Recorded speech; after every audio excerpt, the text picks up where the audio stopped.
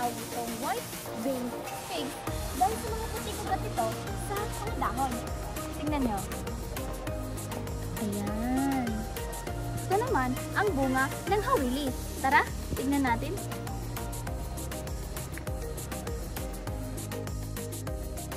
Ito, kulay berde pa rin kahit ito ay hinog na.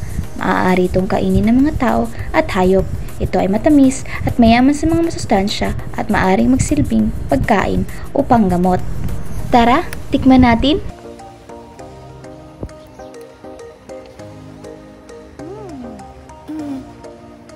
Masarap. Ang hawili ay kilala sa tradisyonal na gamit nito sa medisina. Ang latex na nagmula sa puno ay ginagamit bilang paggamot sa iba't ibang kondisyon tulad ng mga sugat, impeksyon, pamamaga, sa ubo at lalong-lalo na sa pagtatae.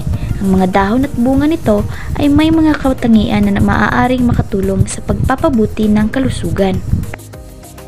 Sa ekonomikong paggamit naman, ang hawili ay nagbibigay ng mga prutas na maaaring ipagbili o gamitin sa mga lokal na pagkain.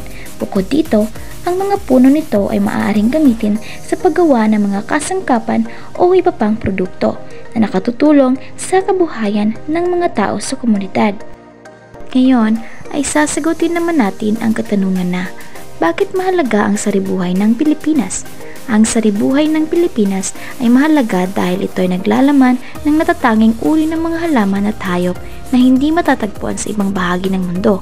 Ang mga ito ay may malaking papel sa ekolohiya, nagbibigay ng likas na yaman at nagsisilbing bahagi ng kultura at tradisyon ng mga Pilipino.